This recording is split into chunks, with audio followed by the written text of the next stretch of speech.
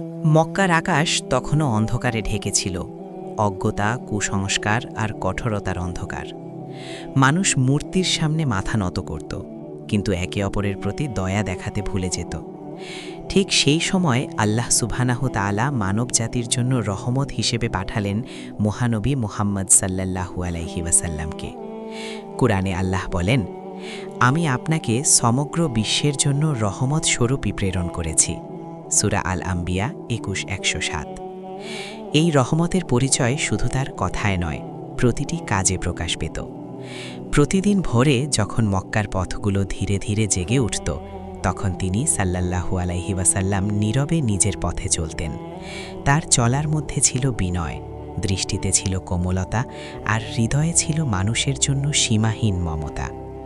যারা তাকে কষ্ট দিত তাদের প্রতিও তিনি বদদোয়া করতেন না। সহিহ হাদিসে এসেছে, একবার তাকে বলা হলো মুশরিকদের বিরুদ্ধে বদদোয়া করতে। তিনি উত্তরে বলেছিলেন, আমি তো অভিশাপ দেওয়ার জন্য পাঠানো হয়নি, বরং রহমত হিসেবে পাঠানো হয়েছি। সহিহ মুসলিম। তবুও সবাই তার এই মহত্ব বুঝতে পারত না। মক্কার এক প্রান্তে একটি সরু পথ ছিল। সেই পথ দিয়েই তিনি প্রায়ই যাতায়াত করতেন। পথটি সাধারণ হলেও সেখানে অদ্ভুত এক শত্রুতা লুকিয়েছিল, যা তিনি জানতেন, তবুও উপেক্ষা করতেন। প্রচলিত একটি বর্ণনায় বলা হয়, সেই পথের আশেপাশে একজন বৃদ্ধা থাকতেন, যিনি ইসলামকে অপছন্দ করতেন এবং নবী মুহাম্মদ সাল্লাল্লাহু আলাইহি ওয়াসাল্লামকে কষ্ট দিতে চাইতেন। যদিও এই ঘটনার নির্ভরযোগ্য সহিহ সনদ স্পষ্ট নয়, তবুও এর শিক্ষা নবীর প্রমাণিত চরিত্রের সাথেই মিলে যায়। এক সকালে তিনি যখন সেই পথ দিয়ে যাচ্ছিলেন, তখন হঠাৎ লক্ষ্য করলেন রাস্তার ওপর ছড়িয়ে আছে কাঁটা আর ময়লা। কেউ ইচ্ছা করেই রেখেছে যেন তার পা আহত হয়। তিনি থামলেন, চারপাশে তাকালেন, কিন্তু তার ঠোঁট থেকে বের হলো না কোনো অভিযোগ, শুধু নীরব ধৈর্য। কুরআনের সেই নির্দেশ যেন তার চলার সঙ্গী ছিল। মন্দকে প্রতিহত করো উত্তম আচরণের মাধ্যমে। সূরা ফুসসিলাত ৪১-৩৪। এরপর কি ঘটল, সেই ধৈর্যের গল্পই ধীরে ধীরে সামনে আসবে। পরের দিনও সূর্য উঠল মক্কার আকাশে, আগের দিনের মতোই। মানুষ তাদের কাজে ব্যস্ত, কেউ ব্যবসায়, কেউ ঝগড়ায়, কেউ আবার মূর্তির সামনে নতজানু। আর সেই সরু পথ ধরে আবারও হেঁটে যাচ্ছিলেন মুহাম্মদ সাল্লাল্লাহু আলাইহি ওয়াসাল্লাম। পথের দিকে পা বাড়াতেই তিনি বুঝলেন, আজও সেই কাঁটা আগের দিনের মতোই ছড়িয়ে আছে, যেন পথ চলার কষ্ট আরও নিশ্চিত হয়। এবারও তিনি থামলেন, ধীরে ধীরে কাঁটাগুলো সরালেন নিজের হাতে। আশপাশে কেউ দাঁড়িয়েছিল না, কেউ দেখেনি, কিন্তু আল্লাহ দেখছিলেন। এই নীরব সহনশীলতা নতুন কিছু ছিল না, কুরআনে আল্লাহ তাকে আগেই প্রস্তুত করে দিয়েছিলেন। অতএব তুমি ধৈর্য ধারণ করো, নিশ্চয়ই আল্লাহর প্রতিশ্রুতি সত্য। সূরা রুম ৩০-৬০। দিনের পর দিন এভাবেই চলতে লাগল। কাঁটা রাখা হতো আর তিনি তা সরিয়ে পথ চলতেন। কোনোদিন প্রশ্ন করেননি কে রেখেছে, কোনোদিন রাগ প্রকাশ করেননি, বরং তার মুখে ছিল সেই চেনা শান্ত ভাব, যা শত্রুকেও বিভ্রান্ত করে দিত। অন্যদিকে সেই বৃদ্ধা দূর থেকে সব দেখতেন, জানালার আড়াল থেকে, দরজার ফাঁক দিয়ে। তার মনে ছিল এক ধরনের তৃপ্তি, আজও তাকে কষ্ট দিতে পেরেছি। কিন্তু অদ্ভুতভাবে তার কানে কখনো কোনো গালাগালি পৌঁছায়নি, চোখে পড়েনি কোনো রাগ।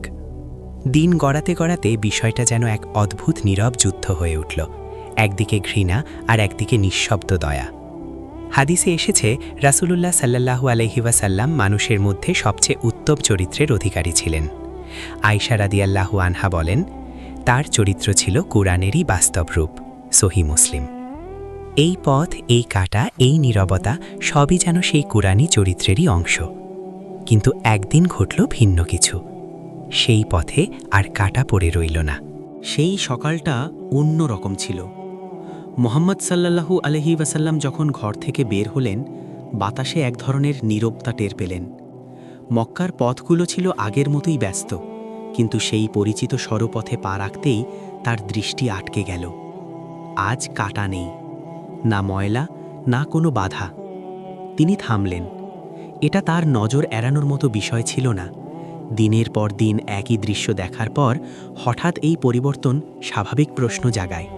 কিন্তু তার প্রশ্ন ছিল রাগের নয়, ছিল দুশ্চিন্তার। তিনি মনে মনে ভাবলেন, যে মানুষ প্রতিদিন এই কাজ করত, আজ সে কেন নেই? কোরআনে আল্লাহ বলেন, নিশ্চয়ই আল্লাহ ন্যায়পরায়ণতা, সদাচরণ ও আত্মীয়কে দান করার নির্দেশ দেন। সূরা আন-নাহল 16:90। এই সদাচরণ তার স্বভাবের অংশ ছিল, তাই তিনি পথ পেরিয়ে চলে গেলেন না, খোঁজ নিতে লাগলেন। আশপাশের লোকজনকে জিজ্ঞেস করলেন। কেউ বলল, ওই বৃদ্ধা আজ কয়েকদিন ধরে অসুস্থ, উঠতেও পারে না। এই খবর শুনে তার মুখে কোনো বিজয়ের হাসি ফুটল না, বরং চোখে ভেসে উঠল সহানুভূতি। যে মানুষ তাকে কষ্ট দিত, তার অসুস্থতার খবরে তার অন্তর নরম হয়ে গেল। সাহিহ হাদিসে এসেছে, যে ব্যক্তি দয়া করে না তার প্রতি দয়াও করা হয় না। সাহিহ বুখারী ও সাহিহ মুসলিম। এই দয়া শুধু আপনজনের জন্য নয়, শত্রুর জন্য। তিনি দিক পরিবর্তন করলেন, বৃদ্ধার ঘরের দিকে পা বাড়ালেন। সরু গলির ভেতর সেই ঘরটি ছিল নীরব আর অন্ধকার। দরজার সামনে দাঁড়িয়ে তিনি এক মুহূর্ত থামলেন। ভেতরে থাকা মানুষটি কি জানে, যাকে সে কষ্ট দিয়েছে আজ সেই মানুষই তার খোঁজ নিতে এসেছে? এই প্রশ্নের উত্তর মিলবে খুব শিগগিরই। দরজায় আলতো করে কড়া নাড়লেন মুহাম্মদ সাল্লাল্লাহু আলাইহি ওয়াসাল্লাম। ভেতর থেকে দুর্বল একটি কণ্ঠ ভেসে এলো। অনুমতি নিয়ে তিনি ঘরে প্রবেশ করলেন। ঘরটি ছিল নিঃশব্দ, অসুস্থ বৃদ্ধা শয্যাশায়ী। চোখ তুলে যখন তিনি দেখলেন দরজায় দাঁড়িয়ে আছেন সেই মানুষ যাকে তিনি প্রতিদিন কষ্ট দেওয়ার চেষ্টা করতেন, তখন তার দৃষ্টি স্থির হয়ে গেল বিস্ময়ে। তিনি হয়তো ভাবেননি এমন দিনও আসবে। মুহাম্মদ সাল্লাল্লাহু আলাইহি ওয়াসাল্লাম কাছে এগিয়ে গেলেন, কোমল কণ্ঠে তার অবস্থা জিজ্ঞেস করলেন, প্রয়োজন আছে কিনা জানতে চাইলেন। কোথাও কোনো অভিযোগ নেই, নেই অতীতের কোনো উল্লেখ, যেন তিনি একজন পরিচিত প্রতিবেশীর খোঁজ নিতে এসেছেন, এর বেশি কিছু নয়। কুরআনে আল্লাহ বলেন, ভালো এবং মন্দ সমান হতে পারে না। তুমি মন্দকে প্রতিহত করো, যা উত্তম, তখন যার সাথে তোমার শত্রুতা আছে সে হয়ে যাবে অন্তরঙ্গ বন্ধুর মতো। সূরা ফুসসিলাত 41-34। এই আয়াত যেন সেই ছোট ঘরটিতে জীবন্ত হয়ে উঠল। বৃদ্ধার চোখ ভিজে উঠল। তিনি দুর্বল কণ্ঠে বললেন, আমি তো তোমার সাথে খারাপ আচরণ করেছি, তবুও তুমি এলে কেন? তিনি সাল্লাল্লাহু আলাইহি ওয়াসাল্লাম শান্তভাবে উত্তর দিলেন, অসুস্থ মানুষের খোঁজ নেওয়া উত্তম কাজ। সহিহ হাদিসে এসেছে, তিনি বলেছেন, তোমরা অসুস্থকে দেখতে যাবে, ক্ষুধার্তকে আহার দেবে এবং বন্দীকে মুক্ত করার চেষ্টা করবে। সহিহ বুখারী। এই শিক্ষা তিনি শুধু দিতেন না, নিজেই পালন করতেন। বৃদ্ধা বুঝতে পারছিলেন, এতদিন তিনি যাকে কষ্ট দিয়েছেন তিনি প্রতিশোধ নিতে আসেননি, বরং দয়া নিয়ে এসেছেন। তার মনে জমে থাকা কঠোরতা ধীরে ধীরে গলতে শুরু করল। নীরবতার মধ্যে জন্ম নিল এক গভীর প্রশ্ন, এমন চরিত্র কি সাধারণ কোনো মানুষের হতে পারে? এই প্রশ্নই তার হৃদয়ে এক নতুন দরজা খুলে দিতে চলেছে। ঘরের ভেতর নীরবতা আরও গভীর হয়ে উঠল। বৃদ্ধা দীর্ঘক্ষণ তাকিয়ে রইলেন মুহাম্মদ সাল্লাল্লাহু আলাইহি ওয়াসাল্লামের দিকে। তার চোখে ছিল বিস্ময়, অনুশোচনা আর এক অচেনা শান্তির খোঁজ। ধীরে ধীরে তিনি বললেন, আমি তোমাকে কষ্ট দিয়েছি, অথচ তুমি আমার সেবা করতে এলে। তুমি কেমন মানুষ? তিনি সাল্লাল্লাহু আলাইহি ওয়াসাল্লাম কাউকে ছোট করতেন না, নিজের মর্যাদা দেখাতেন না, বরং মানুষকে সত্যের দিকে আহ্বান করতেন কোমলতার মাধ্যমে।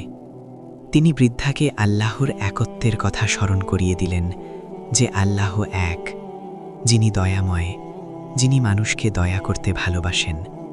কোরআনে বলা হয়েছে, তোমার প্রতিপালকের পথে আহ্বান করো প্রজ্ঞা ও সুন্দর উপদেশের মাধ্যমে। সূরা আন-নাহল 16:125। তার কথায় কোনো জোর ছিল না, ছিল আন্তরিকতা। প্রচলিত এই বর্ণনার কিছু সংস্করণে বলা হয়, তার চরিত্রে মুগ্ধ হয়ে সেই বৃদ্ধার হৃদয় নরম হয়ে যায় এবং তিনি সত্যকে গ্রহণ করেন। তবে এই ঘটনার নির্ভরযোগ্য সহিহ সনদ স্পষ্টভাবে প্রতিষ্ঠিত নয়। তবুও এর শিক্ষা নবীর প্রমাণিত জীবনের সাথে সম্পূর্ণ সামঞ্জস্যপূর্ণ। কারণ ইতিহাস সাক্ষী, তিনি কখনো ব্যক্তিগত প্রতিশোধ নেননি। আয়েশা রাদিয়াল্লাহু আনহা বলেছেন, রাসূলুল্লাহ কখনো নিজের জন্য প্রতিশোধ নেননি। আল্লাহর সীমালঙ্ঘন না হলে তিনি ক্ষমাই করতেন। সহিহ মুসলিম।